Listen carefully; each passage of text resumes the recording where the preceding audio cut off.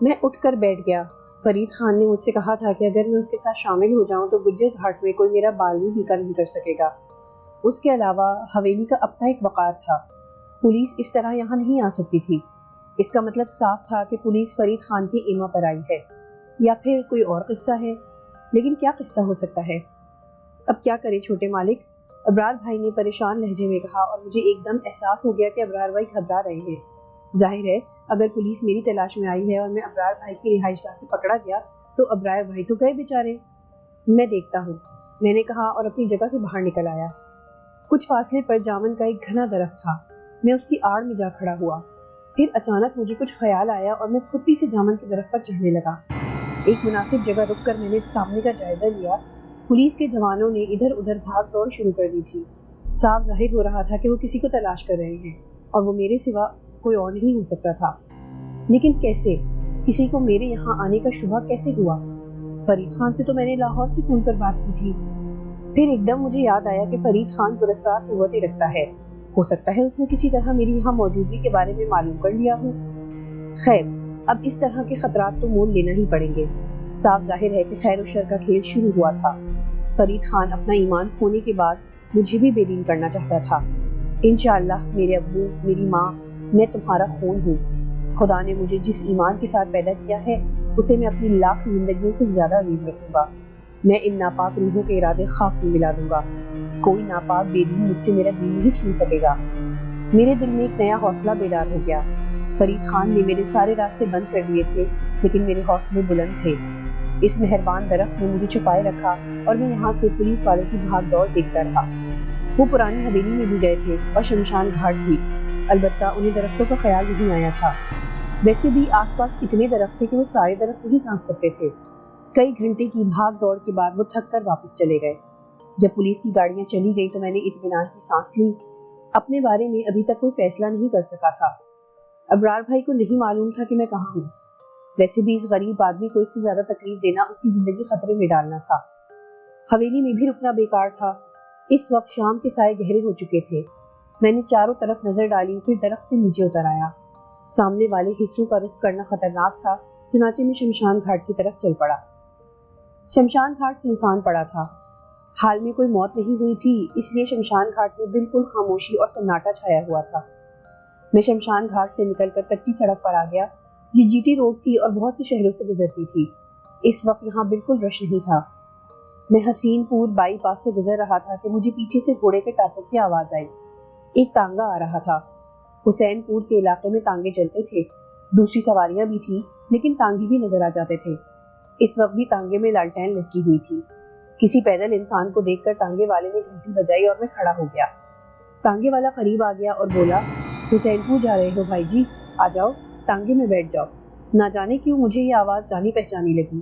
میں غور ہی کر رہا تھا کہ وہ بولا، ارے آ جاؤ، پیسے نہیں مانگے تم سے، ہم بھی حسین پور جا رہے ہیں۔ شاہو میرے منہ سے نکلا اور تانگے والا یکدم خاموش ہو گیا۔ پھر اس نے لٹکی ہوئی لالٹین ہک سے اتاری اور اسے میرے چہرے کی طرف کرتے ہوئے بولا، کون ہو بھیا؟ ہمیں جانو ہو؟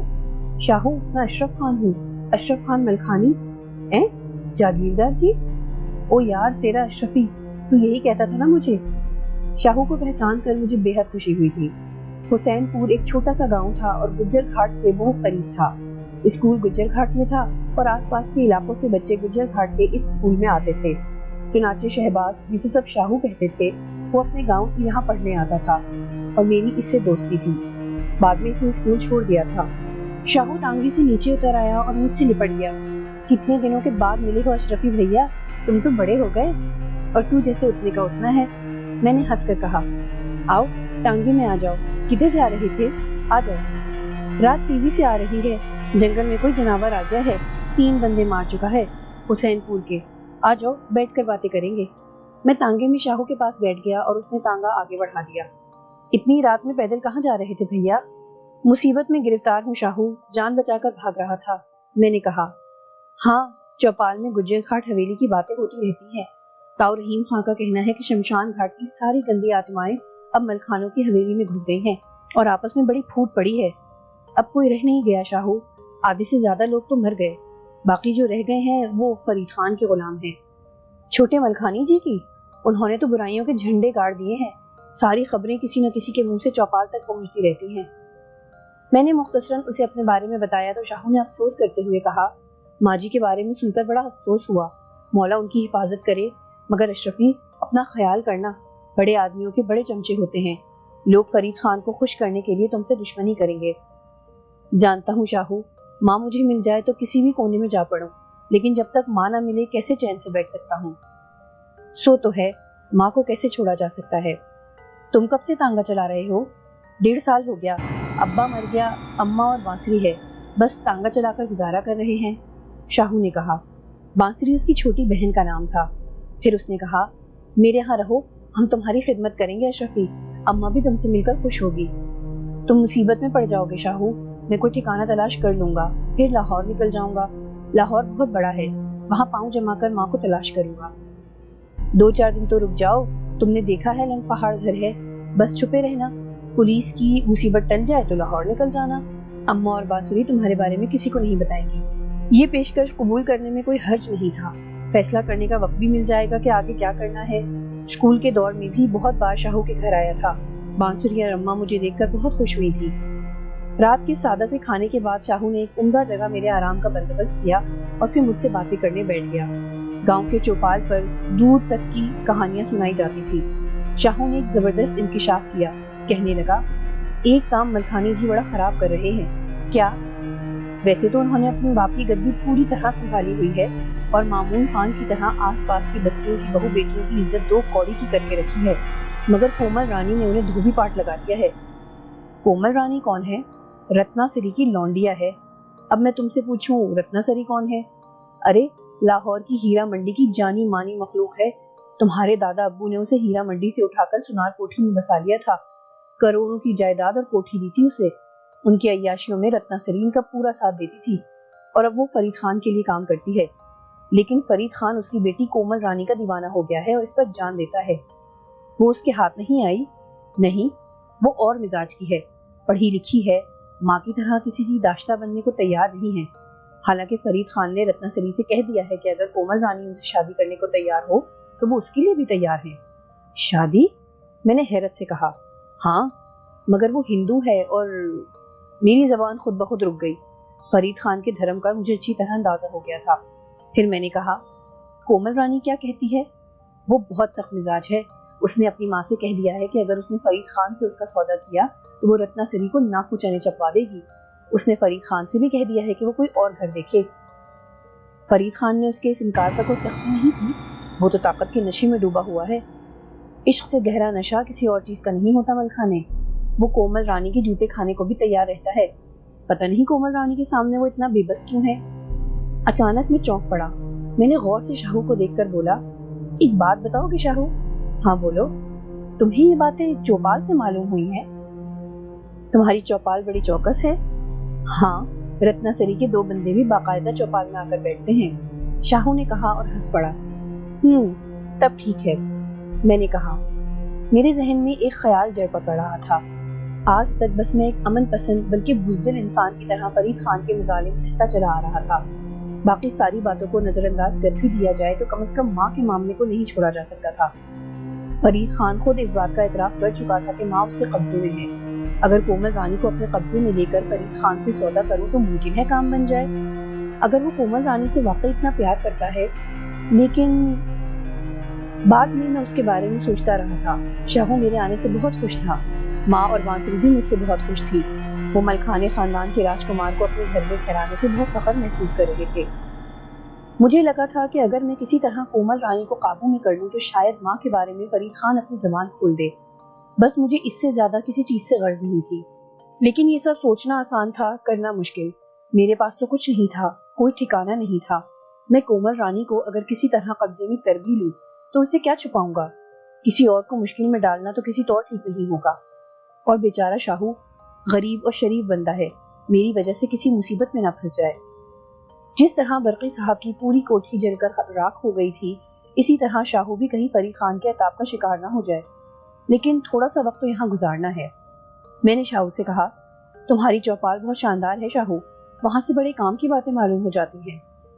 چھوٹا سا گاؤں ہے ہمارا، سب ایک دوسرے کے دکھ درد کے ساتھی ہیں، चौपाल में इकट्ठे होने से सबको एक दूसरे के बारे में पता चलता रहता है। मैं कुछ वक्त तुम्हारे साथ गुजारूं तो तुम्हें तकलीफ तो नहीं होगी? अरे, ये ख्याल तुम्हें क्यों आया? शाहू ने चौंक कर कहा। बस ऐसे ही यार, मुसीबत के वक्त में इंसान का दिल बहुत नाजुक हो जाता है। फरीद खान ने मुझे कब्जे में करने के लिए मेरी माँ को कब्जे में किया हुआ है। मैं बस उसके लिए परेशान हूँ। शाहू दिलो जान से तुम्हारे साथ है। माँ बस माँ होती है, मेरी जान भी हाजिर है तुम्हारे लिए। शाहू की आवाज़ में बड़ी खुदेतमादी थी। मेरी सारी रात सोचते हुए गुजरी, क्या करूं, क्या करना चाहिए, और रात के आखिरी पहर में मैंने एक फैसला किया। अगर किसी तरह मैं कोमल रानी को हासिल करने में कामयाब हो जाता हूँ तो इसे कहीं ना कहीं रखना तो होगा। लाहौर ले जाऊं तो किसी होटल में नहीं रख सकता, आसपास भी ये मुमकिन नहीं है। लेकिन अगर पूरे साहूकारी कराई जाए तो कभी कभी बड़ी कामयाबी होती है। अपने काम के लिए अगर सारी आसिफ ज़दा हवेली को इस्तेमाल करूं तो फरीद खान सोच भी नहीं सकता कि इतना खतरनाक काम करके मैं उसकी गोद में बैठा हुआ हूँ। हाँ, इसकी काली ताकतें असल सूरत हाल की निशानदेही कर दें तो दूसरी बात है। सुबह तक मैं अपने इस मंसूबे की ऊंच नीच सोचता रहा था। सुबह को शाहू के साथ चाय पीते हुए मैंने कहा, शाहू, तुमसे एक अहम बात करना चाहता हूँ। बोलो राजे। मेरे जहन में एक मंसूबा है, मगर तुम्हारी मदद के बगैर ये मुमकिन नहीं है। मेरी खुशकिस्मती होगी अगर मैं तुम्हारे काम आ सकूं। तुम्हें खतरे में पड़ना होगा, मैं तैयार हूँ, शाहू ने कहा, और मैं उसे अपनी रात भर की कारस्तानी बताने लगा। वो बड़ी दिलचस्पी से मेरा मंसूबा सुन रहा था। फिर उसने खुशी से कहा, मैं तैयार हूँ, और एक बात कहूँ, मैंने बचपन से गुज्जर घाट के मलखानों की भूत महल हवेली के बारे में सुना है। मेरे दिल में कितनी ही बार ये ख्याल आया कि एक दफा मैं भी हवेली को देखूं। मुझे भूत देखने का बहुत शौक है। अच्छा, अब तुम यूं करना कि मुझे गुज्जर घाट छोड़कर निकल जाना और जो कुछ मैंने बताया है वो करके आना। ठीक है, शाहू ने कहा। लो, ये पैसे रखो, यूं समझ लो, मैंने कहा, और फिर कहते कहते रुक गया। पैसों का हिसाब किताब या उसका तस्करा करके मैं इस बड़े इंसान का दिल नहीं तोड़ना चाहता था। जरूरत से ज्यादा एहतियात ही इंसान का नुकसान का बाइस बनती है। यह हवेली दूर दूर तक आसिफ ज़दा मशहूर थी। बाहर के लोगों का तो खैर इधर से गुजर ही नहीं था, लेकिन घर के लोग और मुलाजिम भी इधर से नहीं गुजरते थे। अब तो खैर इस बड़े खानदान के बहुत कम लोग रह गए थे, लेकिन जो थे, इन पर हवेली का खौफ इसी तरह तारी था। मैंने इस हवेली में आंख खोली थी। यहाँ आने जाने के खुफिया रास्ते जितने मुझे मालूम थे, उतने किसी और को नहीं मालूम होंगे। शमशान घाट से अगर लंबी घास में छुपकर हवेली की पुश्त तक पहुंचा जाया जाए तो एक खुश्क नाला आसानी से हवेली के अंदर पहुंचा देता था। चुनाचे मैंने यही रास्ता इख्तियार किया था और हवेली में दाखिल हो गया था। पुरस्रार हवेली उसी शान और शौकत से खड़ी हुई थी, लेकिन इसमें जब भी दाखिल हो जाओ हमेशा यही लगता था कि वो खाली नहीं है। वहाँ लाजमी तौर पर बहुत से नादीदा वजूद मौजूद हैं और यहाँ उनका बसेरा है। इस वक्त भी अनोखी सरगोशियां गर्दिश कर रही थी। साफ लग रहा था कि कोई किसी से कुछ कह रहा है, मेरे बारे में बता रहा है, लेकिन मुझे इनसे खौफ नहीं था। हवेली की निचली मंजिल के एक बड़े हॉल में खड़े होकर मैंने बुलंद आवाज में कहा, सुनो, यहाँ जो भी मौजूद है मेरी बात गौर से सुनो। मैं मुश्किल का शिकार लेकिन हौसलामंद हूँ। मैं तुम्हारी इस मिल्कियत को कोई नुकसान पहुँचाने नहीं आया। मैं बस थोड़े वक्त तुम्हारा मेहमान रहूंगा। मेरी बहुत बड़ी मजबूरी है, मैं तुम्हारी इजाजत चाहता हूँ। बस मेरा काम हो जाए, मैं यहाँ से चला जाऊंगा। तुम्हें मुझसे कोई परेशानी नहीं होगी। मेरी आवाज का इको बन रहा था। हवेली के बोसीदा दरो दीवार मेरे अल्फाज नशर कर रहे थे। आहिस्ता आहिस्ता खामोशी तारी हो गई। मैं कुछ देर इसी तरह खड़ा रहा, फिर मैंने अपने काम के बारे में सोचा। फरीद खान अब बाकायदा शैतानी कुव्वतों का मालिक बन चुका था। इस वक्त में इसका सबसे बड़ा मद्दे मुकाबिल था, वरना और किसी की मजाल नहीं थी कि उसका रास्ता काटता। ये सोचने की बात थी कि अब वो मुझसे क्या चाहता है। मेरे बाप की छोड़ी दौलत पूरी की पूरी उसके कब्जे में थी। वसीयतनामा उसने बदलवा लिया था और इस बारे में तारिक चुगताई भी मेरी मदद नहीं कर सकते थे। फिर फरीद खान का क्या मकसद था? अलबत्ता उसकी एक बात मुझे याद थी। काले जादू की एक बहुत बड़ी कुव्वत तुम्हें चाहती है। ये कुव्वत कौन है? शैतान, काली देवी या कोई और? इससे ज्यादा मैं काली ताकतों के बारे में कुछ नहीं जानता था। अचानक मैंने एक बात महसूस की। वो सरगोशियां, वो चलत फिरत जो कुछ देर पहले मैं महसूस कर रहा था, एकदम बंद हो गई थी। एक पुरहौल सुकून, एक जानलेवा सन्नाटा फैल गया था, जैसे मेरी बात मान ली गई हो, जैसे मेरी मेजबानी कबूल कर ली गई हो। मैं कई बार पुरानी हवेली आ चुका था। जब भी मैं यहाँ दाखिल होता कुछ पुरस्कार वाकयात जरूर पेश आते थे, लेकिन मुझे यहाँ कोई नुकसान कभी नहीं पहुँचता था। हाँ, इस बात का इतराफ मैं बर्मिला करता हूँ कि मैंने हवेली के सिर्फ चंद हिस्से देखे थे और पूरी हवेली या वो अहम जगह अभी तक नहीं देख सका था जो तारीखी नौयत के हामिल थे। یعنی جہاں سے مامون خان کی درندگی کی داستانیں منسوب تھی۔ اب میرے ذہن میں ایک منصوبہ تھا، میں مامون خان کی داستان دہرائے جا رہا تھا، بس تھوڑا سا فرق تھا۔ دادا حضور نوجوان کنواریوں کو اپنی حوث اور درندگی کی بھیٹ چڑھانے کے لیے یہاں لا رہے تھے، اور میں ایک نوجوان لڑکی کو اپنی ایک مجبوری کے تحت یہاں لانا چاہتا تھا۔ مجھے اپنی جنت اپنی ماں کی تلاش تھی۔ میں نے شاہو کو پوری طرح سمجھا دیا تھا کہ اسے کیا کرنا ہے، چنانچہ اس طرف سے میں مطمئن تھا۔ میں چاہتا تھا کہ آج میں اس حویلی کو اچھی طرح دیکھ لوں، ویسے بھی روشن دن تھا اور اسے دیکھنے میں کسی طرح کی مشکل نہیں تھی۔ چنانچہ میں نے اپنے سفر کا آغاز کر دیا۔ میں آگے بڑھا اور میں نے سب سے پہلے ایک کمرے کا دروازہ کھولا۔ بہت بڑا ہال نما کمرہ تھا، اسے ایک وسیع بیڈ روم کہا جا سکتا تھا، جس میں ایک سال خوردہ چھپر کھٹ پڑا ہوا تھا۔ اس کے چاروں طرف رنگین پردے پڑے ہوئے تھے، چھپر کھٹ کے بستر شکن آلود تھے اور ان کی ہر شکن سے کسی معصوم کنواری کی آبرو ریزی کی تحریر رقم تھی۔ انہی شکنوں میں کہیں گنگا سری کے بدن کی خوشبو بھی چھپی ہوئی تھی۔ اس جگہ کی مجرمانہ خاموشی اور سناٹا بے شمار آہوں اور کراہوں میں لپٹا ہوا تھا۔ کچھ دیر میں اس خاموش سناٹے میں کھڑا رہا، پھر ایک گہری سانس لے کر وہاں سے نکل آیا، پھر سامنے والے دوسرے کمرے کے دروازے کو دھکیل کر کھولا۔ دروازے کی کھلنے کی آواز اس قدر بھیانک تھی کہ دل ڈر گیا، مگر میں نے ایک لمحے میں خود کو سنبھال لیا۔ دروازے کے دوسری طرف کا یہ حصہ برآمدے جیسا تھا، جسے لکڑی کی دیواریں بنا کر ہال جیسا بنا لیا گیا تھا۔ یہاں دیوار کے ساتھ کرسیاں قطار سے رکھی ہوئی تھیں۔ یہ کرسیاں سیاہ قیمتی لکڑی کی تھیں۔ درمیان میں گول میز رکھی ہوئی تھی جو اوپر سے نیچے تک لکڑی کے باریک کام سے مزین تھی اور چاروں طرف سے بند تھی۔ دائیں جانب کی دیوار کے ساتھ کتابوں کا ایک شیلف رکھا تھا جس میں موٹی موٹی کتابیں سجی تھیں۔ ان کے برابر میں سیمنٹ کا ایک چبوترا سا بنا ہوا تھا جس پر پیتل کا ایک خوبصورت گلدان سجا ہوا تھا۔ یہاں سے ایک دوسرے کمرے کا آغاز ہوتا تھا۔ میں ایک ایک چیز کو غور سے دیکھ رہا تھا۔ ہر شے سے ایک کہانی منسلک تھی جسے اپنی مرضی سے بنا جا سکتا تھا۔ پھر میں نے گہری سانس لی اور اس دوسرے کمرے کے دروازے کی طرف متوجہ ہو گیا۔ میں نے اس کی مخصوص طرز کی کنڈی کھولی جو کہ ایک مکروہ آواز کے ساتھ کھل گئی۔ میں نے دروازے کے پٹ کو کھولا اور میرے حلق سے ایک تیز چیخ نما آواز نکل گئی۔ کوئی بہت بڑا سیاہ پرندہ تھا جس نے تیز نوکیلے پنجے سے میرے سر کے بالوں کو چھوا تھا اور مجھے اپنے سر میں سوئیاں چبھتی محسوس ہوئی تھی۔ پرندہ میرے سر سے گزر کر باہر نکل گیا۔ میرے دل کو ایک عجیب سے خوف کا احساس ہوا۔ ایک دم دل چاہا کہ تیزی سے باہر نکل جاؤں، لیکن اگر ایسا کیا تو اپنا کام کیسے کر سکوں گا؟ مجھے نہیں ڈرنا چاہیے۔ میری زندگی ایک عام زندگی نہیں ہے۔ حویلی کی روحیں مجھے نہیں ڈرا سکیں گی۔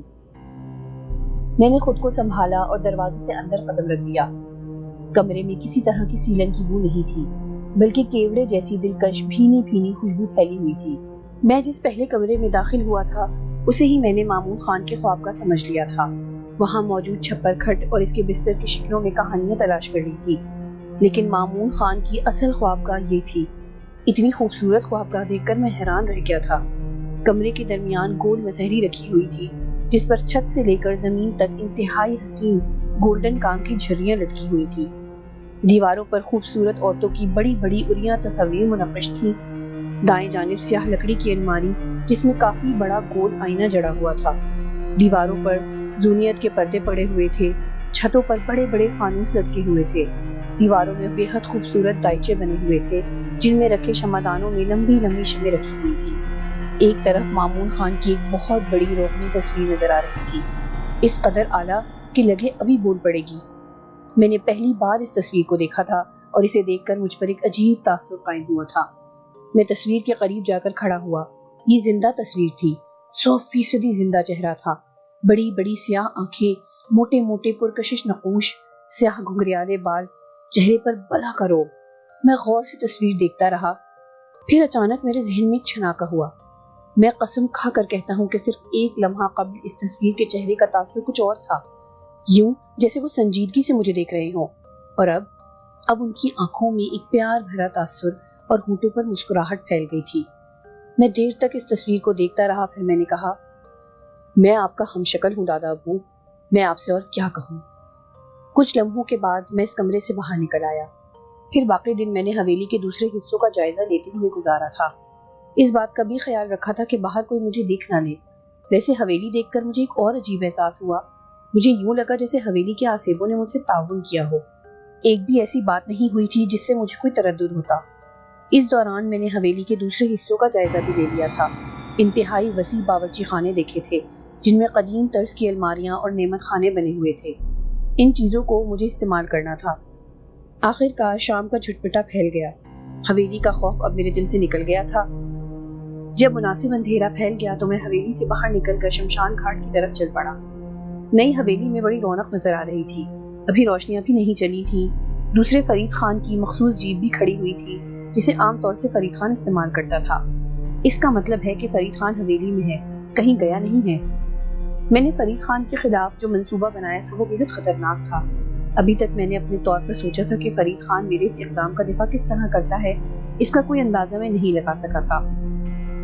بس ایک خیال دل میں ضرور تھا کہ وہ پراسرار قوتیں حاصل کر چکا ہے، گندی روحیں اس کے قبضے میں ہیں، کہیں ان کے ذریعے وہ میرے سارے عمل کا پتہ نہ لگا لے۔ لگا لیتا ہے تو سو لگا لے، کیا کرے گا؟ زیادہ سے زیادہ مجھے قتل کر دے گا۔ خوف کے عالم میں اور کسی کے ہاتھوں کھیلتے ہوئے پسنے سے تو بہتر ہے۔ اپنے دوسرے منصوبے کے تحت میں پرانی حویلی سے باہر نکل آیا۔ میرا رخ شمشان گھاٹ کی طرف تھا۔ حویلی بے حد بدرونق ہو چکی تھی، حالانکہ اس میں اب بھی کافی افراد تھے، ملازم بھی تھے، لیکن زندگی نہیں تھی۔ میں شمشان گھاٹ میں داخل ہو گیا۔ پیپل کے جس پرانے درخت کے پاس مجھے پہنچنا تھا وہ شمشان گھاٹ کے آخری سرے پر تھا اور اس جگہ سے کافی دور تھا۔ اس طرف سے سڑک گزرتی تھی اور ہندو برادری کے مردوں کی ارتھیاں اسی طرف سے لائی جاتی تھی۔ پیپل کا یہ درخت ہندو برادری کے لیے بڑا متبرک تھا۔ اس کے گرد اونچا چبوترا بنا دیا گیا تھا جس پر گوبردھن کا مجسمہ بنا ہوا تھا۔ گوبردھن پوجا کرنے والے یہاں آتے تھے، پوجا کرتے تھے۔ مال پوٹے اور دوسری مٹھائیاں گوبردھن کے چرنوں میں چڑھائے جاتے تھے اور بعد میں چیل کبوں وغیرہ کی موج لگ جاتی تھی۔ میرے منگوائے ہوئے سامان کے شاپر تھوڑے فاصلے پر رکھے ہوئے تھے۔ انہیں مضبوطی سے پیک کیا گیا تھا اور پھر رات کا وقت تھا، اس لیے چیل کوے ان تک نہیں پہنچے تھے۔ ان شاپروں میں ضرورت کی چیزیں تھیں جو میں نے شاہو سے منگوائی تھیں اور اسے ہدایت کر دی تھی کہ انہیں سڑک سے گزرتے ہوئے پیپل کے درخت کے نیچے رکھ جائے۔ یہ شاپر لے کر میں حویلی چل پڑا۔ شمشان گھاٹ میں آتماؤں کی بھاگ دوڑ شروع ہو گئی تھی۔ کئی بار ٹھنڈی ہواؤں کے جھونکے مجھے چھوتے ہوئے گزرے، لیکن یہ شمشان گھاٹ میں بچپن سے دیکھ رہا تھا۔ دور سے اور قریب سے ان آتماؤں کی اٹکھیلیاں بارہا دیکھ چکا تھا، اس لیے مجھے ان سے کوئی خاص خوف محسوس نہیں ہوا تھا۔ اور پھر ان کے لیے بھی میں گھر کا بچہ تھا، اس لیے وہ مجھے کوئی نقصان نہیں پہنچا رہی تھی۔ پرانی حویلی جو گجر گھاٹ کے رہنے والوں اور خود نئی حویلی والوں کے لیے خوف کی علامت تھی، اب میرے لیے ایک عام جگہ بن چکی تھی۔ چنانچہ ان اشیاء کو لے کر میں واپس حویلی آ گیا۔ ان اشیاء کو باورچی خانے میں سجا دیا، پھر چائے کا پانی چولہے پر چڑھا کر میں کرسی پر بیٹھ گیا۔ کچھ دوسری چیزیں، بسکٹ وغیرہ بھی تھے۔ چائے کے 2 کپ پی کر میں کچن سے باہر نکل آیا۔ پھر میں نے ایک بڑی ہمت کی جس کے بارے میں اب کہہ سکتا ہوں، بڑے سے بڑے دل گردے والا نہیں کر سکتا تھا۔ شب بصری کے لیے میں نے دادا جان کی خوابگاہ منتخب کی تھی۔ ان کی مسحری پر لیٹتے ہوئے میں نے ان کی تصویر کی طرف دیکھا تھا۔ میں قسم کھا کر کہتا ہوں کہ میں نے دادا ابو کے ہونٹوں پر شفقت آمیز مسکراہٹ دیکھی تھی۔ حیران کن بات یہ تھی کہ مجھے آرام سے نیند آ گئی تھی اور صبح ٹھیک 5 بجے مجھے میرے ہمزاد نے جگا دیا۔ یہ ایک ٹھوس روایت اور آزمودہ عمل ہے کہ ہر انسان کا ایک ہمزاد ضرور ہوتا ہے جو آپ کے ساتھ رہتا ہے، بس اس سے واقفیت اور دوستی کا عمل ذرا مشکل ہوتا ہے، لیکن اس سے فاصلے کے باوجود وہ آپ کے کام آتا رہتا ہے اور کبھی کبھی اہم ضرورت پڑنے پر آپ کا ساتھ دیتا ہے۔ میں نے اپنے ہمزاد سے کہا تھا کہ مجھے 5 بجے جگا دے اور میں 5 بجے جاگ گیا تھا۔ میں نے منہ ہاتھ وغیرہ دھویا، صاف ستھرا ہوا اور پھر حویلی سے باہر نکل آیا۔ شمشان گھاٹ سے متصل سڑک پر پہنچنے میں زیادہ دیر نہیں لگی اور اس وقت میں بہت متاثر ہوا جب میں نے حسین پور کی سمت سے ایک پیلی روشنی کو سڑک پر دوڑتے ہوئے دیکھا۔ یہ میرا یار شاہو تھا۔ میرے اور شاہو کے درمیان یہ بات طے ہو گئی تھی کہ شاہو الصبح مجھے حویلی سے آ کر لے جائے گا اور حسین پور لے کر جائے گا۔ وہ پوری ذمہ داری میری مطلوبہ اشیاء مجھے پہنچا گیا تھا اور اب بھی پوری ذمہ داری سے میرے پاس پہنچ گیا تھا۔ ظاہر ہے وہ کس وقت جاگا ہوگا، کس وقت ٹانگا جوتا ہوگا اور اسے کس وقت اپنے گھر سے نکل آیا ہوگا۔ کچھ دیر کے بعد وہ میرے پاس پہنچ گیا اور بولا، آ جاؤ بھائی جی، ٹھنڈک ہو رہی ہے۔ اس نے بھائی جی پہلی بار کہا تھا، مجھے بہت خوشی ہوئی۔ میں تانگے پر چڑھ کر اس کے پاس بیٹھ گیا۔ لو یہ کھیس اوڑھ لو۔ اس نے ایک کھیس میری طرف بڑھا دیا۔ ارے نہیں شاہو، تم اوڑھو، میں نے کہا۔ اماں نے صندوق سے نکال کر دیا ہے، کہہ رہی تھی باہر سردی ہے، وہ بولا اور میری آنکھوں میں آنسو آ گئے۔ میں نے خاموشی سے کھیس اوڑھ لیا۔ تانگا چل پڑا۔ کچھ دور چل کر میں نے اسے آواز دی، شاہو۔ ہاں؟ اماں کو تم نے کیا بتایا؟ بالکل کچھ نہیں، بس اسے اتنا ہی معلوم ہے کہ فرید خان دولت اور جائیداد پر قبضہ کرنے کے لیے تمہارے خلاف سازش کر رہا ہے اور اس نے ملکھانی کو اغوا کر کے کہیں چھپا دیا ہے، انہیں تلاش کر رہے ہیں۔ کیا بولی؟ कोस रही थी फरीद खान को, मुझसे कह रही थी तुम्हारी पूरी मदद करूं। मैं शिद्दत जज्बात से खामोश हो गया। काफी देर तक खामोश रहा। फिर शाहू ने कहा, रात हवेली में गुजारी? हाँ। पुरानी हवेली में? हाँ। डर तो नहीं लगा? नहीं। बहुत बहादुर हो भाई जी, अपनी तो इस सड़क से गुजरते हुए जान निकलती है, और अपने घोड़े की भी। कल तुम्हारा सामान रखने के लिए रुके थे, सामान लेकर नीचे उतरे और पीपल के दरख्त की तरफ बढ़े तो ये पूतनी का भाग लिया। भाग लिया? मैं हंस पड़ा। अरे बकटुट, मील भर दूर जाकर पकड़ा इसको। सुना है जनावर को भूत चुड़ैलें नजर आ जावे हैं। तुम्हें नजर आई? लो, मैं कोई जानवर हूँ? कुछ देर खामोश रहने के बाद वो बोला, फिर क्या प्रोग्राम रहेगा? वही जो मैं तुम्हें बता चुका हूँ। आज शाम 5 बजे डेरे में घुसोगे, वहां से कोमल रानी को उठाओगे और सीधे गुज्जर घाट आओगे। सुनार कोठी से गुज्जर घाट का रास्ता कितनी देर में तय हो जाएगा? जो अपना पृथ्वीराज है ना, मजे में आए ये तो रॉकेट बन जाए है। पृथ्वीराज? मैंने कहा। अरे हाँ, तुम्हारी संजोगता को निभाने की जिम्मेदारी इसकी है ना। शाहू ने घोड़े की पीठ हिलाते हुए कहा और मैं बुरी तरह हंसने लगा। शाहू अपने घोड़े को पृथ्वीराज कह रहा था। फिर बोला, बस घंटा लगेगा, वैसे बस एक कसर है। क्या? फरीद खान जी वहां ना पहुंचे हों। ये बात मैंने भी सोची है शाहू, लेकिन तकदीर पर भरोसा करना पड़ेगा। एक बात मैं कहूँ भाई जी? हाँ बोलो। अगर फरीद खान वहां आ जाएं तो हम ये काम दूसरे दिन पर रख देंगे। आज न सही कल सही, खतरा क्यों मोल लिया जाए। बात ठीक थी, मैंने आमादगी जाहिर कर दी। तय ये था कि मैं और शाहू तांगे में हुसैनपुर से चुनारघड़ी जाएंगे। शाहू अड्डे के आसपास तांगा लिए तैयार रहे। मैं अंदर कारनामा दिखाऊं और जैसे भी बन पड़े कोमल रानी को उठा कर ले आऊं, और फिर शाहू तांगा निकालता हुआ मुझे हवेली पहुंचा दे और खुद लारी अड्डे निकल जाए। बाद में जो कुछ भी हो मेरी जिम्मेदारी है। मैं जो कुछ कर रहा था वो एक कमजोर अमल था, लेकिन जो कुछ मेरे बस में था कर रहा था। इससे ज्यादा कर भी क्या सकता था। हम हुसैनपुर पहुंच गए। अम्मा और बांसुरी गरम नाश्ता लिए इंतजार कर रही थी। मैं इन लोगों का बहुत एहसानमंद हो गया था। क्या उम्दा सलूक कर रहे थे मेरे साथ। मेरे पास काफी रकम थी, मैं शाहू को बहुत कुछ दे सकता था, लेकिन मुझे अंदाजा था कि गरीब आदमी हमेशा बड़े ज़र्फ का मालिक होता है। ये ज़र्फ ही उसका सरमाया होता है। शाहू ने जिस तरह जान की बाजी लगा दी थी, इसका कोई बदल नहीं हो सकता था। उसे इस तरह की कोई पेशकश उसका दिल तोड़ सकती थी। हाँ, अगर जिंदगी ने मोहलत दी और तकदीर ने मौका दिया तो बहुत से ऐसे लम्हे आएंगे। नाश्ता खत्म हुआ तो अम्मा ने कहा, ले पुत्र, अंदर वाले कमरे में बांसुरी ने बिस्तर कर दिया है, आराम से सो जा, 3 बजे जगा दूंगी।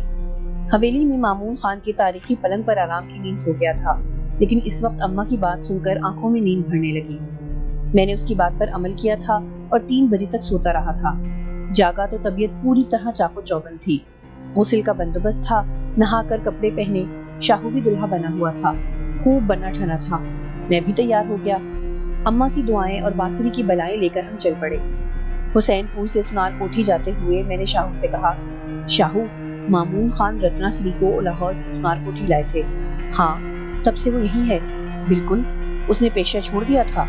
महारानी बनाकर रखा बड़े मलखानी जी ने उसे। हाँ, उन्होंने उसे गाने की इजाजत दे दी थी। इनके दोस्त आते थे तो नाच गाना होता था। रत्ना श्री ने उनसे इजाजत ले ली थी। उसने सरस्वती का व्यास किया था जिसे वो नहीं छोड़ सकती थी। व्यास छोड़ती तो उसका सारा कुंभा भस्म हो जाता। ये उसका अकीदा था जिसे बड़े मलखान जी ने मान लिया था। उनकी मौत के बाद मैंने सवाल किया, रत्ना श्री का कुछ नहीं बिगड़ा। मेरा मतलब है डेरे पर नाच गाना होता है मामूल के मुताबिक। एक बात और शाहू। जी भाई जी। क्या कोमल रानी मामून खान की बेटी है? नहीं, वो राजपासन की बेटी है। राजपासन जंगपुर का रईस था। जब रत्ना श्री को मामून खान ने लाहौर से उठाया था तो कोमल रानी 4 साल की थी। राजपासन ने रत्ना श्री से कोमल रानी को मांगा और उसके बदले 10 लाख रुपए की पेशकश की, मगर रत्ना श्री ने मना कर दिया।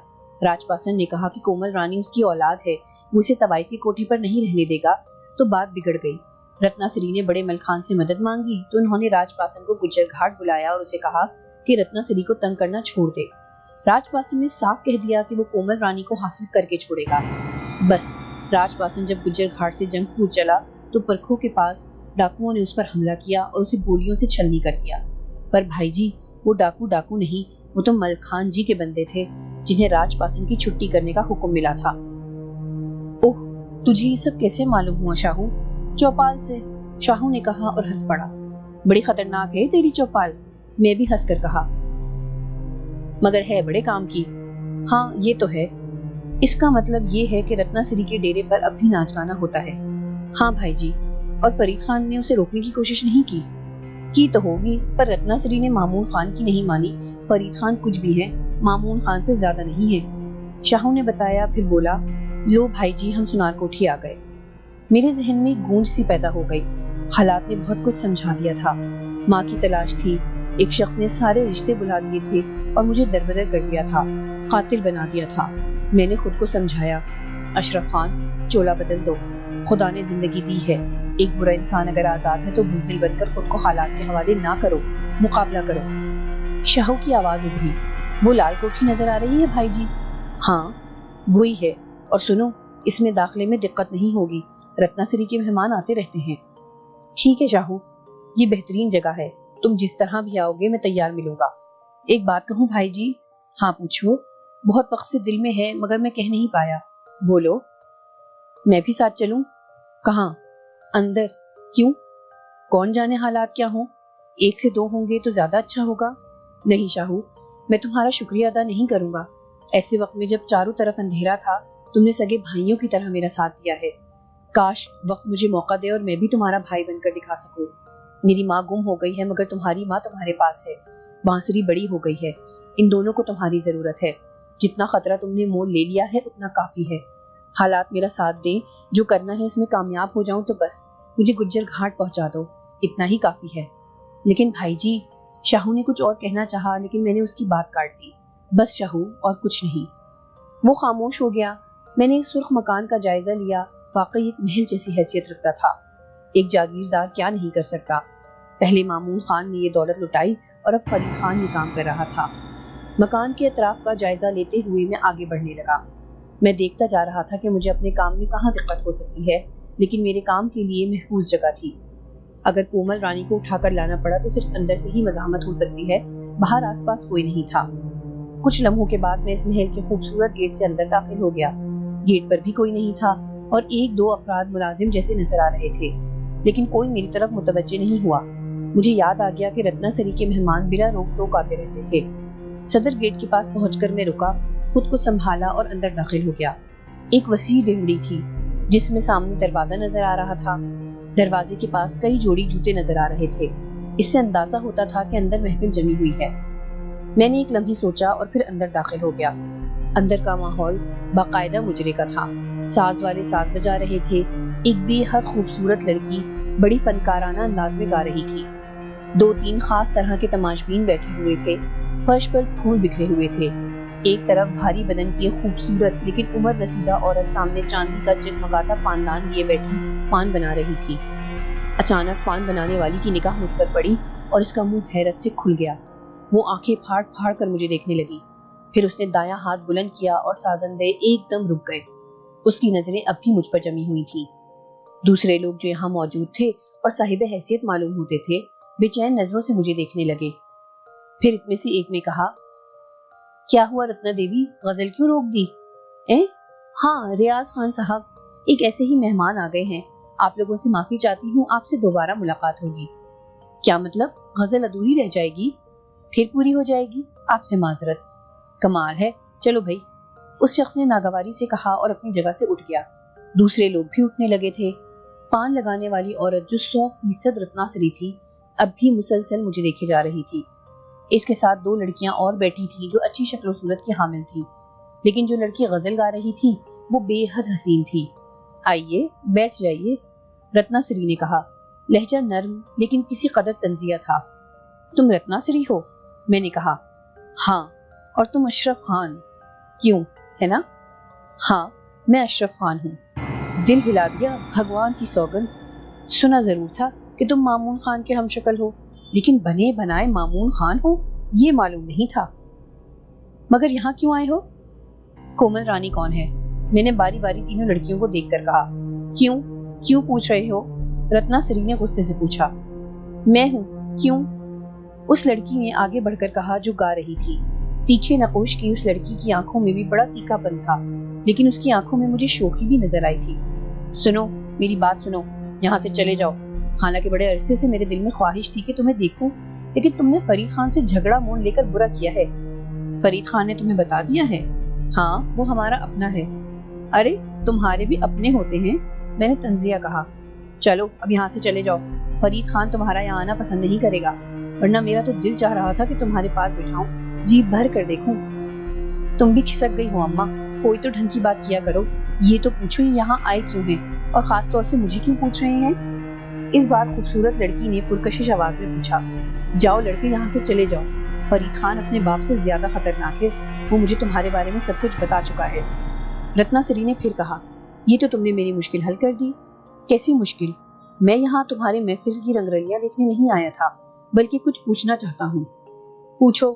ابھی تم نے کہا تھا کہ وہ تمہیں میرے بارے میں سب کچھ بتا چکا ہے۔ ہاں کہا تھا۔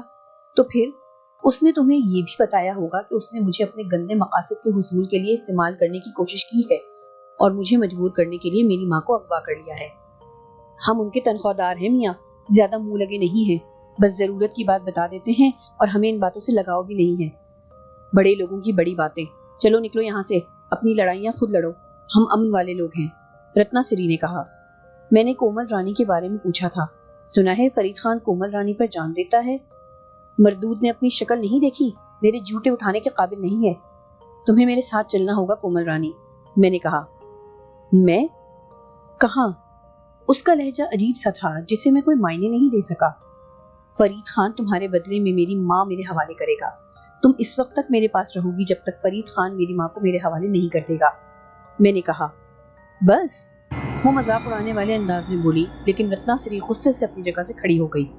تم کومل رانی کو اغوا کرنے آئے ہو؟ ہاں، وجہ بتا چکا ہوں۔ چلو چلو، دفع ہو جاؤ یہاں سے، نکلو، ورنہ میں یہ لحاظ نہیں کروں گی کہ تم فرید خان کے بھتیجے ہو۔ وہ چند قدم میری طرف بڑھی اور پھر بولی، جاتے ہو یا میں انتظام کروں؟ کومل رانی میرے ساتھ جائے گی، میں غرا کر بولا۔ کیوں؟ بہن بنا کر لے جاؤ گے اسے؟ پیچھے سے ایک بھاری آواز سنائی دی اور میں نے گھوم کر دیکھا۔ دو لمبے تڑنگے آدمی تھے، چہروں سے غنڈے لگ رہے تھے۔ اس کا مطلب تھا کھیل شروع۔ ان میں سے ایک نے پھر کہا، ہاں بتایا نہیں کیا بہن بنا کر لے جاؤ گے کومل رانی کو؟ ہاں، تمہاری بہن بنا کر، میں نے جواب دیا۔ اچھا، میری بہن بنا کر تو میں اسے بہنوئی بنا دوں رتنا جی، اس نے کہا اور آگے بڑھایا۔ اس نے میرے سامنے آخر میرے سینے پر ہاتھ رکھ کر مجھے دھکا دیا۔ فرید خان کا بھتیجا ہے راجن، اسی لیے رعایت کر رہی ہوں، ورنہ میں خود اسے ٹھیک کر دیتی۔ رتنا نے یہ بتانے کی کوشش کی کہ میں فرید خان کا بندہ ہوں، لیکن راجن طاقت کے نشے میں چور تھا۔ وہ ایک قدم اور آگے بڑھا اور اس نے اپنا ہاتھ دوبارہ میری طرف بڑھایا اور بولا، راجن پنڈت ہے ہمارا نام بھتیجے، چلو بھاگ جاؤ۔ تم یہاں سے دفع ہو جاؤ پنڈت جی، ورنہ سارا گیان دھیان خاک میں مل جائے گا۔ میں نے اس کے بڑھے ہوئے ہاتھ کو پیچھے جھٹک دیا۔ بچہ جاندار ہے رتنا جی، کیا خیال ہے کبڈی ہو جائے؟ بس اس سے زیادہ برداشت اپنے اندر نہیں ہے، بعد میں خان صاحب سے معافی مانگ لیں گے۔ ابے کیوں موت آئی ہے؟ راجن پنڈت کا نام نہیں سنا کبھی؟ اس بار دوسرے آدمی نے پہلی بار زبان کھولی۔ چل پھٹ، راجن نے گالی دینا چاہی، لیکن میرا اٹھا ہاتھ پوری طاقت سے اس کے منہ پر پڑا اور خوب پڑا۔ اس کی زبان کٹ گئی اور وہ او ہا کی آواز کے ساتھ کئی قدم پیچھے ہٹ گیا۔ راجن کا دوسرا ساتھی دونوں ہاتھ پھیلا کر مجھ پر لپکا۔ میں نے جھکائی دے کر اس کا ہاتھ پکڑا اور اس کے پیٹ میں پوری قوت سے گھٹنا مارا۔ گھٹنا میدے کے منہ پر لگا تھا۔ راجن کا ساتھی بلبلا گیا اور دونوں ہاتھوں سے پیٹ پکڑ کر زمین پر بیٹھ گیا۔ ادھر راجن پنڈت منہ سے خون تھوک رہا تھا، اس لیے مجھے موقع مل گیا۔ میں نے اس کے بیٹھے ہوئے ساتھی کے منہ پر لات ماری اور وہ چت گر پڑا۔ یہ بہت بہتر ہوا تھا کیونکہ اس وقت راجن سنبھل گیا تھا اور اس نے اپنے پاس سے لمبے پھل والا چاقو نکال لیا۔ اسی وقت کومل رانی کے منہ سے ایک سسکاری سی نکلی اور وہ پیچھے ہٹ کر ایک دروازے سے جا لگی۔ میں نے اس کی سسکاری کی آواز پر اس کی طرف دیکھا اور اس نے مجھے آنکھ سے اشارہ کیا۔ مجھے غلط فہمی نہیں ہوئی تھی، اس نے صاف اشارہ کیا تھا۔ پھر وہ زور سے چیخی اور دوسرے دروازے کی طرف بھاگی۔ اسی وقت راجن پنڈت نے مجھ پر چاقو سے وار کر دیا، لیکن میں تیار تھا۔ میں اس کے سامنے سے ہٹ گیا اور وہ اپنی جھونک میں دوڑ گیا۔ سامنے ایک سازندے کا بھنورا آ گیا اور اس کے دونوں پاؤں بھنورے میں الجھ گئے۔ سازندہ تو اس کی زد سے بچ گیا، لیکن راجن بری طرح نیچے گرا تھا۔ میرے لیے ضروری تھا کہ میں کومل رانی کے پیچھے بھاگوں، کہیں وہ نکل نہ جائے۔ وہ مجھے اشارہ کر کے جس دروازے کی طرف بھاگی تھی، میں نے بھی اسی طرف چھلانگ لگا دی اور کڑاپ سے اندر داخل ہو گیا۔ دوسری طرف اندھیرا تھا، مجھے اندازہ نہیں ہو سکا کہ دوسری طرف کیا ہے، لیکن اسی وقت کسی نے دروازہ اندر سے بند کر دیا۔ وہ کومل رانی تھی جو دروازے کے پیچھے چھپی ہوئی تھی۔ آ جاؤ، جلدی آ جاؤ۔ کومل رانی کی سرگوشی ابھری اور میرے سر میں کھلبلی ہونے لگی۔ دماغ چکرا گیا، یہ کیا چکر ہے؟ ارے سو رہے ہو کیا؟ آؤ، اس نے دوبارہ کہا اور لپک کر میرا ہاتھ پکڑ لیا۔ پھر وہ آگے کی سمت دوڑنے لگی۔ یہ کوئی 5-6 فٹ کی گلی جیسی جگہ تھی جس کے دوسری طرف دروازہ تھا۔ وہ مجھے ساتھ لیے اس دروازے سے دوسری طرف پہنچ گئی۔ یہ ایک وسیع کمرہ تھا جو بالکل خالی تھا، البتہ اس میں ایک اور دروازہ تھا۔ وہ اس دروازے کی طرف چل پڑی۔ اس نے میرا ہاتھ نہیں چھوڑا تھا۔ تیز قدم اٹھاؤ، کہیں انہیں عقل نہ آ جائے، وہ بولی۔ حقیقت یہ ہے کہ میرے دیوتا کوچ کر گئے تھے، سوچنے سمجھنے کی قوتیں سلب ہو گئی تھی، تاہم میں اس کے ساتھ اس دوسرے دروازے سے بھی باہر نکل گیا۔ جو ہی میں نے اس دوسرے دروازے سے باہر قدم رکھا، میں نے عمارت کا عقبی حصہ دیکھا۔ یہ بھی میرے لیے حیرانی کی بات تھی۔ کومل رانی احاطے کی دیوار کے پاس پہنچی اور پھر مجھے دیکھ کر بولی، گھوڑا بنو۔ میں نے منہ پھاڑ کر کہا، گھوڑا بنو یار، میں نے گدھا بننے کے لیے نہیں کہا۔ وہ جھلائے ہوئے لہجے میں بولی اور میرے کندھے پر ہاتھ رکھ کر نیچے دبایا۔ تب میری سمجھ میں آیا کہ وہ مجھے جھکنے کے لیے کہہ رہی ہے، شاید میرے اوپر پاؤں رکھ کر احاطے کی دیوار پر چڑھنا چاہتی تھی۔ لیکن میں خالص مرد بن گیا، یعنی وہ مرد جو ہمیشہ عورت پر اپنی برتری رکھنا چاہتا تھا۔ میں نے پورے اعتماد کے ساتھ اس کی پتلی کمر کو دونوں طرف سے پکڑا اور اسے کسی نازک پھول کی طرح اٹھا کر سر سے بلند کر دیا۔ اس کے منہ سے ایک ہلکی سی آواز نکلی، لیکن اس نے احاطے کی دیوار کی پکڑ لی۔ اب باقی کام اس کا تھا۔ وہ اپنے قوت بازو سے اوپر پہنچ گئی اور دیوار پر بیٹھ گئی، پھر اپنا ہاتھ نیچے لٹکا کر بولی، آؤ۔ میں مسکرا دیا۔ اس کے پاس سے تھوڑا سا ہٹ کر میں اچھلا اور احاطے کی دیوار پکڑ لی، پھر کسی بندر کی طرح اوپر اٹھتا چلا گیا اور دیوار کے اوپر پہنچ گیا۔ دوسری طرف چھوٹا سا میدان تھا۔ ہم دونوں اس میدان میں کود گئے اور پھر تیزی سے دوڑنے لگے۔ کدھر جانا ہے؟ وہ سامنے پیلے گھر کی دوسری طرف۔ میں نے دوسری طرف اشارہ کیا جسے اس نے پہچان لیا، اور ہم نے اس پیلے گھر کی طرف رخ کر لیا۔ پیلے گھر کے دوسری طرف شاہو تانگا لیے تیار کھڑا تھا۔ ایک لمحے کے لیے یہ منظر دیکھ کر اس کا منہ حیرت سے کھلا، پھر بند ہو گیا۔ اس کی حیرت بجا تھی۔ عموماً اغوا کے کھیلوں میں اغوا ہونے والا یا تو بے ہوش ہو کر کندھے پر پڑا ہوتا ہے یا اس کی کمر سے پستول لگا ہوتا ہے اور وہ اڑیل گھوڑے کی طرح چل رہا ہوتا ہے، لیکن یہاں معاملہ دوسرا تھا۔ یہ تک پتہ نہیں چل رہا تھا کہ کون کسے اغوا کر کے لا رہا ہے۔ تاہم کومل رانی نے میرا سہارا لیا اور تانگے پر چڑھ گئی۔ میں بھی تیزی سے آگے شاہو کے ساتھ بیٹھ گیا اور شاہو نے تانگا آگے بڑھا دیا۔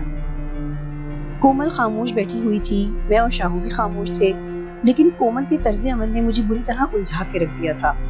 میں تو خیر شاہو پر مکمل بھروسہ رکھتا تھا، لیکن کومل کی وجہ سے میں نے خاموشی ہی اختیار کیے رکھی اور تانگے کا سفر جاری رہا۔ وہاں رتنا سری کی حویلی میں جو تماشا ہو رہا ہوگا، مجھے اس کا تھوڑا بہت اندازہ تھا۔ واقعی اگر کومل رانی اس حیرت انگیز طریقے سے میرے ساتھ نہ دیتی تو میرا اتنی آسانی سے اپنا کام کر کے نکل آنا ممکن نہ تھا۔ شاہو بھی پورے راستے خاموش رہا۔ آخر کار ہم گجر گھاٹ میں داخل ہو گئے۔ شاہو سے کچھ کہنے کی ضرورت نہیں تھی، اس نے شمشان گھاٹ کی سڑک پر تانگا روک دیا۔ اتروں؟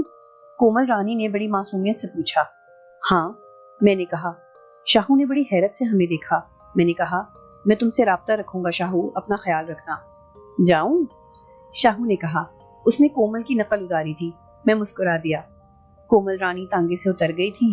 شاہو نے تانگا آگے بڑھا دیا۔ آؤ کومل، میں نے نرمی سے کہا، اور وہ میرے ساتھ چل پڑی۔ میں شمشان گھاٹ میں داخل ہو گیا تو کومل نے کہا، ہم گجر گھاٹ میں ہیں نا؟ ہاں۔ اور وہ مامون خان کی حویلی ہے؟ ہاں۔ میں 2 دفعہ یہاں آ چکی ہوں، مگر اس طرف سے نہیں، سامنے کے راستے سے۔ کس کے ساتھ؟ میرا مطلب ہے، میں نے جملہ ادھورا چھوڑ دیا۔ اماں کے ساتھ، خان صاحب نے بلایا تھا۔ یہاں 2 حویلیاں ہیں نا؟ ہاں، ایک بھوت نگری ہے، لوگ یہی کہتے ہیں۔ اور تم؟ میری بھوتوں سے دوستی ہے۔ اور چڑیلوں سے؟ وہ مسکرا کر بولی، اب کوشش کروں گا۔ میں نے اسے دیکھتے ہوئے کہا۔ وہ میرا مطلب سمجھ گئی اور بولی، دوستی کرنا، دشمنی مت کرنا، سمجھائے دے رہی ہوں۔ ٹھیک ہے، میں نے جلدی سے کہا۔ تھوڑا سا محتاط تھا، دوسری حویلی سے ہمیں دیکھا بھی جا سکتا تھا۔ غرض یہ کہ ہم حویلی کے پاس پہنچ گئے، پھر حویلی کے بڑے دروازے سے اندر داخل ہو گئے۔ بڑی زبردست جگہ ہے، میں نے اس کے قصے سنے ہیں، ماں نے بھی اس کے بارے میں کئی بار بتا چکی ہیں۔ وہ مامون خان کو اکثر یاد کرتی رہتی ہیں۔ سنا ہے اسی حویلی کی روحوں نے مامون خان کی جان لی تھی۔ وہ میرے ساتھ آگے بڑھتے ہوئے کہہ رہی تھی، لیکن اس کے لہجے میں خوف کی کوئی جھلک نہیں تھی۔ اس لڑکی نے مجھے متاثر کیا تھا۔ میں اس جگہ پہنچ گیا جہاں میں نے اپنے قیام کا بندوبست کیا تھا۔ واہ، کتنا خوبصورت بیڈ روم ہے، اس نے چاروں طرف دیکھتے ہوئے کہا۔ لیکن مجھے یہاں آ کر ایک شوق لگا تھا۔ میری نظریں مامون خان کی تصویر کے فریم پر پڑی تھی اور میرا دل زور سے اچھل پڑا تھا۔ مامون خان فریم میں نہیں تھے، تصویر کا فریم خالی تھا۔ کسی فریم سے تصویر کا غائب ہو جانا کوئی عام بات نہیں تھی۔ کومل نے بھی اس فریم کو خالی دیکھ لیا۔ خالی فریم؟ وہ بول پڑی۔ ہاں، اس میں تمہاری تصویر لگانی ہے۔ گڈ، جھوٹ بول رہے ہو مگر صحیح طریقے سے بول نہیں پا رہے۔ وہ اچھل کر مسہری پر بیٹھ گئی اور بچوں کی طرح اچھلنے لگی، پھر بولی آؤ باتیں کریں۔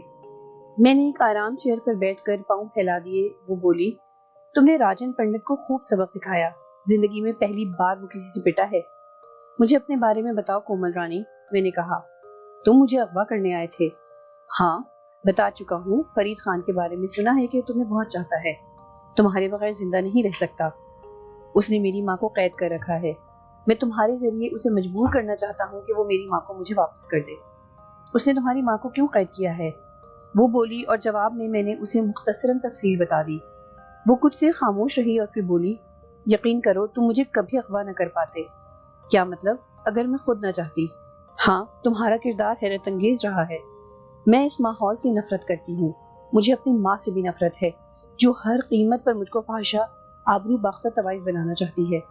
وہ چاہتی ہے کہ میں فرید خان کی داشتہ بن جاؤں اور اس سے خوب دولت بٹوروں، طوائف بن کر اس کی راتیں سجاؤں، لیکن مجھے فرید خان کی صورت سے گھن آتی ہے۔ فرید خان کے لیے مجھ پر سختی بھی کی جاتی ہے۔ ایک دن راجن پنڈت نے ماں کے کہنے پر مجھے مارا بھی تھا۔ فرید خان کو اس کا علم ہوا تھا۔ ماں نے میرے پیروں پر سر رکھ دیا تھا کہ میں فرید خان کو اس کے بارے میں نہ بتاؤں ورنہ وہ مجھے یہاں قتل عام کر دے گا، مگر میرے دل میں ایسی کوئی بات بھی نہیں تھی۔ میں اس سے بھی بات کرنا پسند نہیں کرتی۔ ایسا کیوں ہے کومل رانی؟ مجھے اپنے ماحول سے، اپنی ماں سے نفرت ہے۔ میں طوائف نہیں بننا چاہتی۔ مجھے یہ بھی حسرت نہیں ہے کہ میں کسی شریف گھرانے کی عزت بنوں، بس میں آزاد زندگی گزارنا چاہتی ہوں۔ میں نے کسی چھوٹے گاؤں کے کسی ایسے اسکول میں بچوں کو پڑھانے کے خواب دیکھے ہیں جہاں بچے زمین پر بیٹھ کر پڑھتے ہیں۔ میں نے خود کو ان بے شمار بچوں کی ماں کی طرح دیکھا ہے جو انہیں ماں کی طرح پیار کرتی ہے۔ میں نے بارہا آرزو کی تھی کہ کاش کوئی مجھے اغوا کر لے، بس مجھے یہاں سے نکال لے۔ اب تم میرے تعاون کی وجہ سمجھ گئے ہوگے۔ ہاں، تم عجیب ہو۔ ایک بات کا جواب دو گے؟ ہاں بولو۔ کیا تم یہاں اس تنہا حویلی میں مجھے عورت سمجھنے کی کوشش تو نہیں کرو گے؟ نہیں، کبھی نہیں، میں نے ٹھوس لہجے میں کہا۔ تب میں تمہارے ساتھ ہر تعاون کے لیے تیار ہوں۔ تم کہو گے تو تمہاری ماں کے حصول کے لیے فرید خان سے خوب ڈرامہ کروں گی۔ شکریہ، میں نے کہا۔ مجھے بھوک لگ رہی ہے، اس نے کہا۔ آؤ کچن میں چلیں، میں نے کہا۔ کچن دیکھ کر وہ بہت خوش ہوئی۔ یہاں تو ہر چیز موجود ہے، کیا بھوت یہ سارا بندوبست بھی رکھتے ہیں؟ تم ہٹو، میں ناشتہ بناتی ہوں، مجھے بہت اچھا لگ رہا ہے۔ تم یہاں ڈرو گی تو نہیں؟ میں نے کہا اور وہ فلمی قہقہے لگانے لگی، پھر بولی تم دیکھ لینا، خود بھوت بھی مجھ سے ڈر کر بھاگ جائیں گے۔ جاؤ آرام کرو، میں چائے وغیرہ لے کر آتی ہوں۔ میں کچن سے واپس بیڈ روم کی طرف چل پڑا۔ اچھی لڑکی تھی، مجھے پسند آئی تھی، لیکن میں اس کے لیے کیا کر سکتا تھا؟ البتہ ایک الجھن مجھے ضرور تھی کہ اگر فرید خان اس کے بدلے ماں کو میرے حوالے کرنے پر تیار ہو گیا تو میں کیا کروں گا؟ کیا اس اچھی لڑکی کو فرید خان جیسے شیطان کے حوالے کر دوں گا؟ کیا میرا ضمیر اس بات کی اجازت دے گا؟ اگر وہ غلط ہوتی تو مجھے کوئی تردد نہ ہوتا۔ تب میں نے فیصلہ کیا کہ فرید خان سے بدعہدی کروں گا، اسے دھوکہ دوں گا، اس کے لیے پلاننگ کروں گا، اسے فرید خان کے قبضے میں نہیں جانے دوں گا۔ یہ تمام باتیں سوچتا ہوا میں بیڈ روم میں داخل ہو گیا۔ دادا جان کی تصویر کے قد آور فریم پر نگاہ پڑی اور میں اسے غور سے دیکھنے لگا۔ مجھے اچھی طرح یاد تھا کہ میں نے پہلی بار جب اس تصویر کو دیکھا تھا تو دادا جان کا چہرہ صفات اور سنجیدہ نظر آ رہا تھا۔ بعد میں ان کے چہرے کے نقوش بدلے تھے اور وہ مسکرائے بھی تھے، اور اب وہ اپنی تصویر کے فریم سے نکل گئے تھے۔ انہوں نے ایسا کیوں کیا؟ کومل رانی چائے لے کر آئی۔ یہ کام بڑی نفاست سے کیا گیا تھا۔ میرے سامنے بیٹھتے ہوئے اس نے کہا، تم یہاں رہتے ہو اشرف خان؟ نہیں، اب تو میں کافی برباد ہوں۔ تم اچھے انسان ہو، ایک بات کرنا چاہتی ہوں۔ ہاں بولو۔ جیسا کہ تمہارا پروگرام ہے کہ تم ماں کے حصول کے لیے اسے میرے نام پر تیار کرو گے، اگر وہ تیار ہو گیا تو کیا تم مجھے اس کے حوالے کر دو گے؟ نہیں، بھروسہ رکھو، میں تم جیسی لڑکی کے ساتھ یہ سلوک نہیں کر سکتا۔ وہ خاموش ہو گئی، کچھ دیر خاموش رہی، پھر بولی، بس تم مجھے شمالی علاقے میں نکال دینا، میں اپنی جگہ خود بنا لوں گی۔ میں نے اس طرح کی فلموں میں وہاں کے خوبصورت محنت کش بچوں کو دیکھا ہے، وہ جیسے خوابوں میں کھو گئی تھی۔ بہت دیر تک خاموشی طاری لگی۔ وہ اپنے طور پر سوچ رہی تھی، میں اپنے طور پر۔ پھر اس نے کہا، تم فرید خان سے ملو گے؟ کام کی بات ہونے پر۔ کیسے ملو گے؟ اس کے پاس میرا فون نمبر ہے، رتنا سری سے ان حالات کے بارے میں بتائے گی اور وہ مجھ سے فون پر بات کرے گا۔ اس کا مطلب ہے کہ ابھی رتنا سری کا اس سے رابطہ قائم نہیں ہو سکا، میں نے کہا۔ وہ خاموش ہو گئی، دیر تک خاموش رہی، پھر اس نے کہا، مجھے بہت عجیب لگ رہا ہے، نہ جانے کب سے یہ آرزو میرے دل میں چل رہی تھی کہ میں اس جہنم سے نکل جاؤں۔ مجھے وہاں کی ہر شے سے نفرت تھی، آج وہ سب میری نظر کے سامنے نہیں ہے تو یہ لمحے خواب خواب لگ رہے ہیں۔ میں نے اسے کوئی جواب نہیں دیا، وہ بھی سوچوں میں گم رہی، پھر بولی، مجھے ایک بات بتاؤ اشرف، خدا نہ خواستہ اگر وہ تمہاری ماں کو تمہارے حوالے کرنے پر تیار نہ ہوا تو تم میرے ساتھ کیا سلوک کرو گے؟ مجھے اپنے قبضے میں رکھو گے یا نہیں؟ میری تم سے کیا لڑائی ہے؟ میں نے تو تمہیں صرف اس پر قابو پانے کے لیے اغوا کیا ہے۔ اگر وہ میری ماں کو میرے حوالے کرنے پر تیار نہ ہوا تو بھی میں تمہاری خواہش پوری کر دوں گا۔ میں تمہیں کسی پہاڑی شہر پہنچا دوں گا، وہاں تم اپنے لیے جگہ خود بنا لینا۔ کاش! اس نے اتنا کہا اور خاموش ہو گئی۔ کچھ اور کہنا چاہتی تھی؟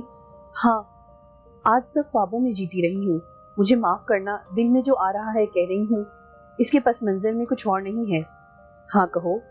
میں نے کسی ایسے مرد کے بارے میں بھی سوچا ہے جیسے تم ہو، مضبوط، ضدی، ہمت والے اور خوبصورت۔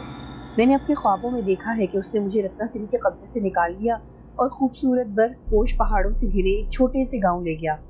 گاؤں میں پہاڑوں کے دامن میں ایک چھوٹا سا گھر کے آگے ایک وسیع احاطہ جس میں بہت سی بھیڑیں بندھی ہوئی ہیں، بھیڑوں کے چھوٹے چھوٹے بچے اور میں۔ اس کی آنکھیں خوابوں میں ڈوب گئیں، لیکن میں اس کا یہ خواب پورا نہیں کر سکتا تھا۔ کچھ دیر کے بعد وہ ہوش میں آ گئی اور عجیب سی نظروں سے مجھے دیکھنے لگی۔ وقت گزر رہا تھا، مجھے بے چینی سے فرید خان کے فون کا انتظار تھا، لیکن دوسری طرف خاموشی ہی طاری رہی۔ سب اپنے طور پر سوچتا رہا، فرید خان کیا کر رہا ہوگا؟ رتنا سری نے فوری طور پر اسے کومل رانی کے اغوا کی خبر تو دی ہوگی، میرے بارے میں بھی بتا دیا ہوگا۔ اس کے لیے مامون خان کے ہمشکل کا حوالہ ہی کافی تھا۔ ممکن ہے فرید خان فوراً حویلی سے چل پڑا ہو۔ میں نے بعد میں اس کے ٹریڈ مارک یعنی کہ اس کی جیپ پر غور نہیں کیا تھا، ورنہ پتہ چل جاتا کہ وہ حویلی سے نکل گیا ہے یا ابھی حویلی میں ہی ہے۔ اگر وہ حویلی سے نکل گیا ہے تو عزمی طور پر تحقیقات کر رہا ہوگا کہ میں اب کہاں ہوں۔ رات ہو گئی، ابھی تک کچھ نہیں ہوا تھا، جبکہ مجھے فرید خان کے فون کا بے چینی سے انتظار تھا۔ کومل رانی اس طرح مطمئن نظر آ رہی تھی جیسے پکنک منانے آئی ہو۔ اس نے کچن میں جا کر رات کے کھانے کا بھی انتظام کیا تھا۔ حالانکہ اسے اس حویلی کے بارے میں معلوم تھا کہ وہ آسیب زدہ ہے، لیکن اس کے انداز میں خوف کا شائبہ بھی نہ تھا۔ کھانا کھاتے ہوئے میں نے اس سے کہا، تم تو بڑے آرام سے اس حویلی میں گھومتی پھر رہی ہو کومل۔ ہاں تو پھر ڈر نہیں لگتا بھوتوں سے اور چڑیلوں سے؟ وہ مسکرا کر بولی، ہاں نہیں، بھگوان کی سوگند مجھے تو ان کی تلاش ہے۔ کیوں؟ بس سوچتی ہوں جیتے انسان تو میرے کام نہیں آئے، کوئی آتما ہی میری مدد کر دے۔ میں خاموش ہو گیا۔ کافی رات ہو گئی تھی، ہم مامون خان کی خوابگاہ میں تھے۔ کومل رانی اس مسحری پر بیٹھ کر اچھل رہی تھی جس پر نہ جانے کتنی کنواریوں کو پامال کیا گیا تھا۔ اس نے مامون خان کی تصویر کے بڑے فریم کو دیکھتے ہوئے کہا، یہ خالی فریم یہاں کیوں لگا ہوا ہے؟ پتہ نہیں۔ لو، تمہارا گھر ہے، تمہیں نہیں معلوم؟ وہ بولی۔ میں نے کوئی جواب نہیں دیا۔ ویسے واقعی تصویر کے فریم کا خالی ہو جانا بھی بے حد حیرت انگیز بات تھی، لیکن میں نے اپنا دماغ اس میں نہیں کھپایا تھا۔ میں تو بس فرید خان کے فون کے لیے بے چین تھا۔ مجھے اب نیند آ رہی ہے، میں سونا چاہتی ہوں۔ سو جاؤ۔ ایک بات کہوں، برا تو نہیں مانو گے؟ نہیں، بولو۔ میں یہاں تنہا سونا چاہتی ہوں۔ اس میں برا ماننے کی کیا بات ہے؟ میں نے سادگی سے کہا۔ اس کا یہ مطلب نہیں کہ مجھے تم پر اعتماد نہیں ہے، بس مجھے اکیلے سونے کی عادت ہے۔ ٹھیک ہے، تم آرام سے سو جاؤ، میں برابر کے دوسرے کمرے میں موجود ہوں۔ اگر ڈر لگے یا کوئی اور بات ہو تو مجھے آواز دے لینا۔ شکریہ، اس نے کہا اور میں خوابگاہ سے باہر آ کر دوسرے کمرے میں آ گیا۔ کیا قصہ ہے؟ فرید خان حیرت انگیز طور پر خاموش ہے۔ یہ تو ممکن ہی نہیں ہے کہ رتنا سری نے اسے کومل کے اغوا کے بارے میں نہ بتایا ہو۔ فرید خان جس طرح کومل پر مٹا ہوا تھا، اس کے تحت اسے کومل کی تلاش میں زمین آسمان ایک کر دینے چاہیے تھے۔ دوسری اہم بات یہ تھی کہ وہ دین دھرم کھو کر گندی قوتوں کا آلہ کار بن چکا تھا۔ کیا وہ ان قوتوں کے ذریعے کومل کا پتہ لگا سکتا تھا؟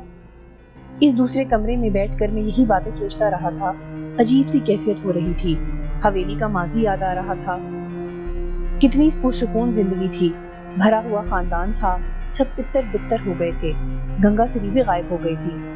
فرید خان نے ان سب سے سمجھوتا کر لیا تھا۔ اور پھر منیکا۔ حقیقت یہ ہے کہ میرے دل میں اگر کسی کے لیے جگہ تھی تو وہ منیکا تھی۔ اس نے میرے لیے زندگی تیاگ دی تھی، لیکن فرید خان نے انہیں جیتے جی چتا میں جلا دیا تھا۔ فرید خان، تجھے اگر ہلاک بھی کر دیا جائے تو دل مطمئن نہیں ہوگا۔ تجھے تو اتنی بدترین سزا ملنی چاہیے کہ تو موت کی آرزو کرے اور تجھے موت نہ ملے۔ حویلی سے باہر نکل آیا، تا حد نگاہ بے قرار سناٹا پھیلا ہوا تھا۔ شمشان گھاٹ تاریک تھا۔ اچانک سیل فون پر اشارہ موصول ہوا اور میں اچھل پڑا۔ میں نے جلدی سے نمبر دیکھا، فرید خان ہی کا نمبر تھا۔ میں نے فون آن کر دیا اور اب فرید خان کی آواز سنائی دی۔ اشرف؟ جی بول رہا ہوں۔ یہ کیا حرکت کی ہے تو نے؟ زبان سیدھی رکھو فرید خان، میں نے کرخت لہجے میں کہا۔ زیادہ پر نکل آئے ہیں تیرے؟ ہاں ایسی ہی بات ہے۔ مجھے جانتا ہے؟ ہاں، ایک نیک نام خاندان کے بدنما انسان کی حیثیت سے۔ کومل رانی کہاں ہے؟ موت کی آغوش میں۔ کیا مطلب؟ بڑے مجبور ہو کر میں نے یہ قدم اٹھایا ہے فرید خان، ورنہ کسی عورت کا سہارا لے کر میں کوئی کام کرنا شان نہیں سمجھتا ہوں۔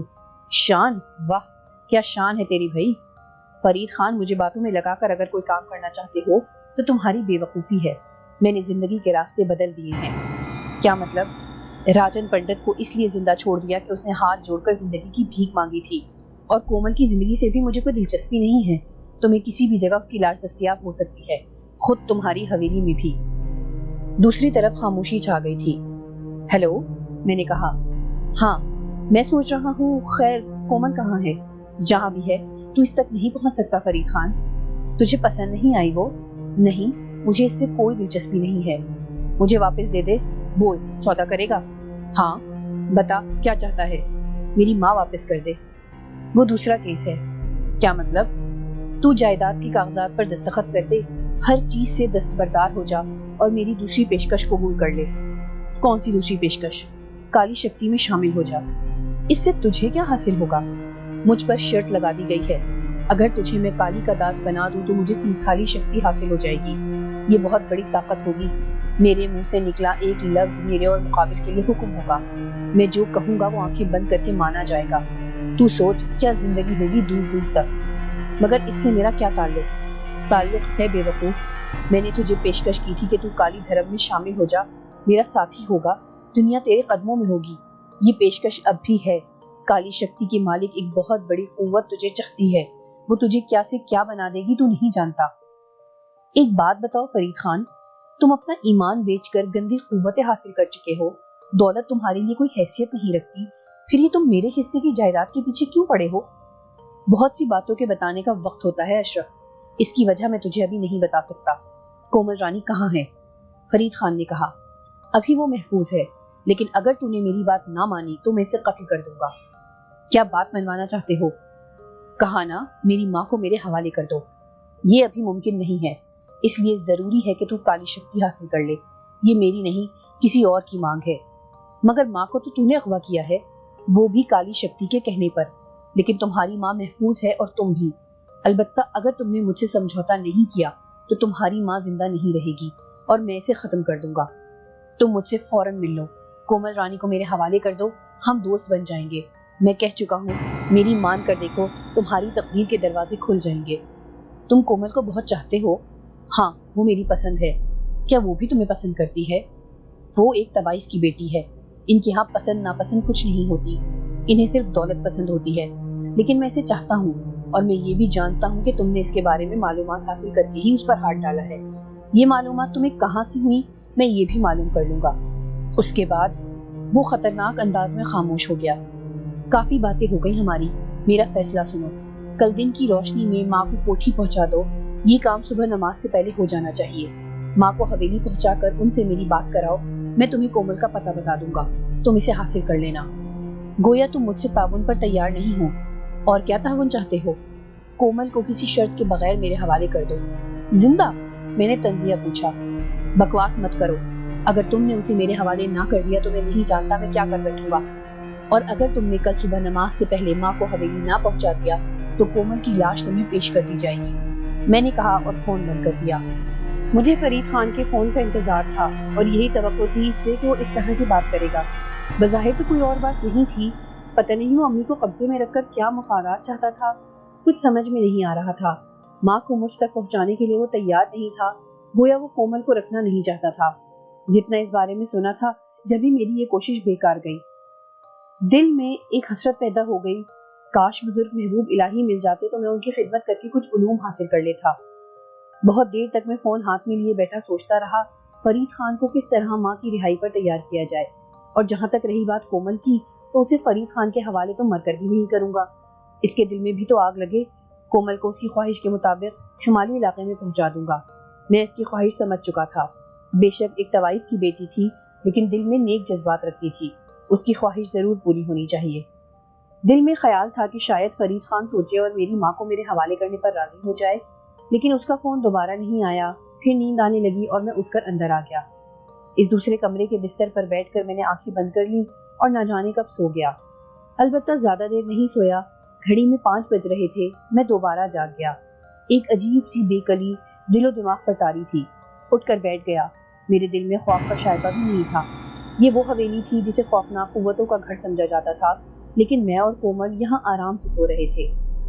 کومل کا خیال آیا تو میں نے سوچا کہ دیکھوں وہ سو رہی ہے یا جاگ رہی ہے، بلکہ اسے تفصیل بتاؤں کیونکہ وہ تیار ہو جائے۔ میں اسے شمالی علاقے میں کسی بھی جگہ ڈھونڈنے کے لیے تیار ہوں۔ اس کمرے کے دروازے پر پہنچ کر میں نے دروازہ بجایا، پھر تھوڑا سا پٹ کھول کر کہا، کومل اگر تم جاگ رہی ہو تو باہر آ جاؤ، باہر کا موسم بے حد خوشگوار ہے، بیٹھ کر باتیں کریں گے، جاگ رہی ہو تو آواز دو۔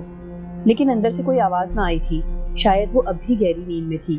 میں نے زور زور سے اسے 2-3 آوازیں دی لیکن پھر بھی کوئی آواز نہ آئی۔ اب مجھے تشویش ہوئی اور دوسرے لمحے میں دروازہ کھول کر اندر داخل ہو گیا۔ کومل رانی شاندار بستر پر پڑی ہوئی تھی، لیکن وہ نیم برہنہ نظر آ رہی تھی۔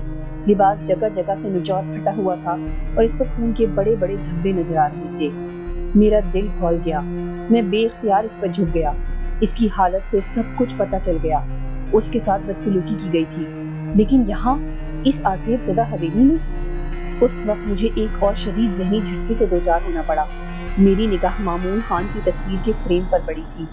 رات تک یہ فریم خالی پڑا تھا اور تصویر اس میں موجود نہیں تھی، لیکن اس وقت تصویر فریم میں موجود تھی اور تصویر پہلی تصویر سے مختلف تھی۔ یہ وہ پوز نہیں تھا اور اس تصویر میں مامون خان کے لباس پر خون کے دھبے نظر آ رہے تھے اور ان کے ہونٹوں پر شیطانی مسکراہٹ تھی۔ میرے خدا، تو کیا مامون خان بھی بدروح بن چکے ہیں اور ان کے شیطانی عمل جاری ہیں؟ یہ تو برا ہو گیا۔ بیچاری کومل رانی میری حماقت کی نظر ہو گئی۔ میں اسے اس کے گھر سے اٹھا لایا اور اس کی حفاظت نہیں کر سکا۔ فرید خان یہی سوچے گا کہ کومل کو میں نے قتل کر دیا ہے۔ اب کیا کروں؟ سارا کھیل ہی بگڑ گیا تھا۔